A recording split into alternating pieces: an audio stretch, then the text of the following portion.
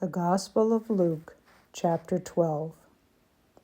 Meanwhile, when the crowd gathered by the thousands, so that they trampled on one another, he began to speak, first to his disciples, "Beware of the yeast of the Pharisees, that is, their hypocrisy. Nothing is covered up that will not be uncovered, and nothing secret that will not become known. Therefore, whatever you have said in the dark will be heard in the light, and what you have whispered behind closed doors will be proclaimed from the housetops. I tell you, my friends, do not fear those who kill the body, and after that can do nothing more. But I will warn you whom to fear. Fear him who, after he has killed, has authority to cast into hell. Yes, I tell you, fear him. Are not 5 sparrows sold for 2 pennies? Yet not one of them is forgotten in God's sight. But even the hairs of your head are all counted. Do not be afraid. You are of more value than many sparrows.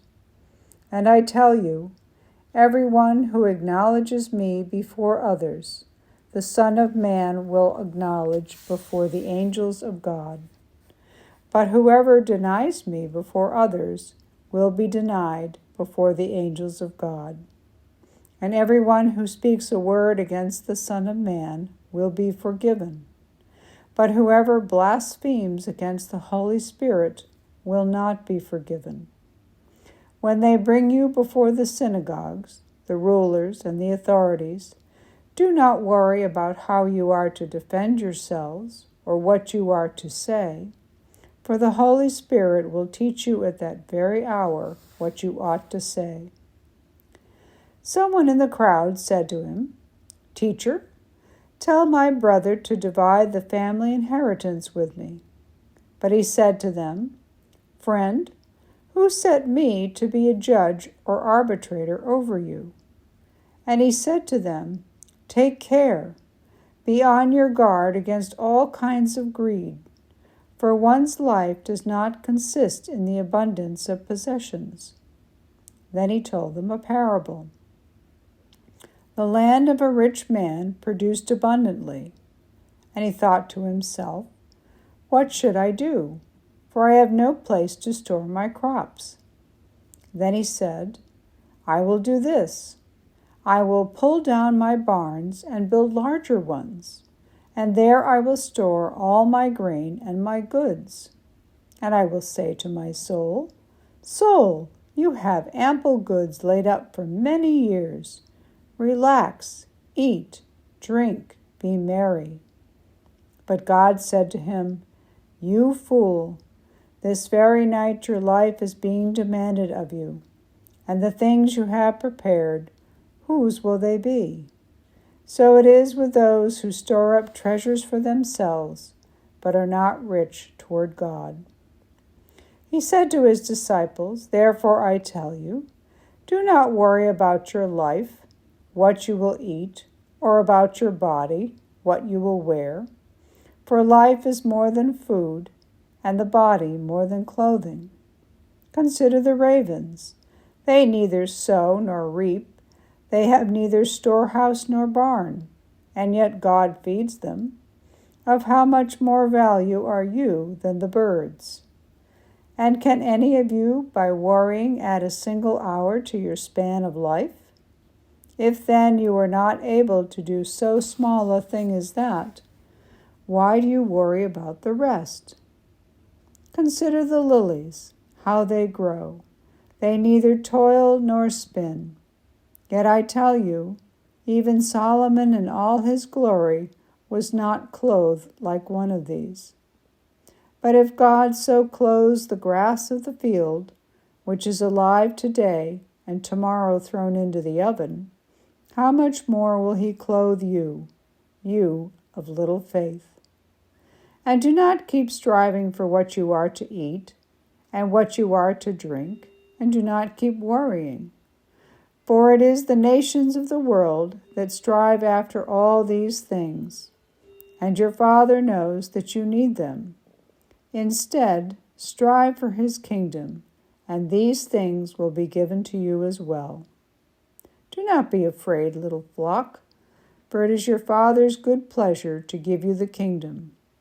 Sell your possessions and give alms. Make purses for yourselves that do not wear out, an unfailing treasure in heaven, where no thief comes in and no moth destroys. For where your treasure is, there your heart will be also. Be dressed for action and have your lamps lit. Be like those who are waiting for their master to return from the wedding banquet, so that they may open the door for him as soon as he comes and knocks. Blessed are those slaves whom the master finds alert when he comes. Truly, I tell you, he will fasten his belt and have them sit down to eat, and he will come and serve them. If he comes during the middle of the night or near dawn and finds them so, blessed are those slaves. But know this, if the owner of the house had known at what hour the thief was coming, he would not have let his house be broken into. So you also must be ready, for the Son of Man is coming at an unexpected hour. Peter said, Lord, are you telling this parable for us or for everyone? And the Lord said, Who then is the faithful and prudent manager whom his master will put in charge of his slaves, to give them their allowance of food at the proper time? Blessed is that slave whom his master will find at work when he arrives. Truly, I tell you, he will put that one in charge of all his possessions. But if that slave says to himself, My master is delayed in coming, and if he begins to beat the other slaves, men and women, and to eat and drink and get drunk, the master of that slave will come on a day when he does not expect him, and at an hour that he does not know, and will cut him in pieces, and put him with the unfaithful. That slave who knew what his master wanted, but did not prepare himself or do what was wanted, will receive a severe beating. But the one who did not know, and did what deserved a beating, will receive a light beating. From everyone to whom much has been given, much will be required.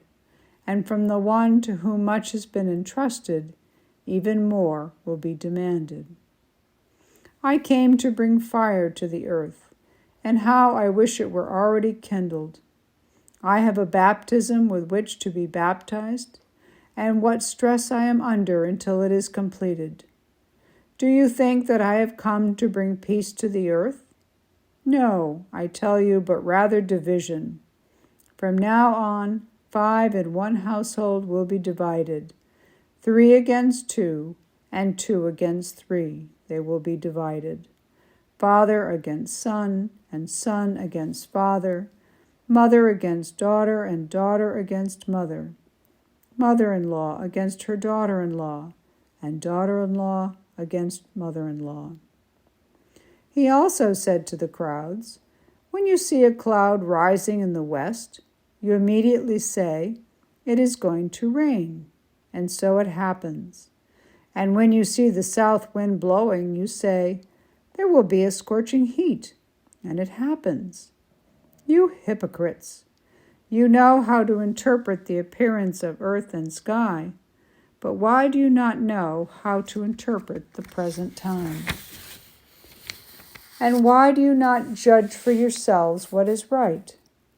Thus, when you go with the accuser before a magistrate, on the way make an effort to settle the case, or you may be dragged before the judge, and the judge hand you over to the officer, and the officer throw you in prison. I tell you, you will never get out until you have paid the very last penny. This is the word of the Lord.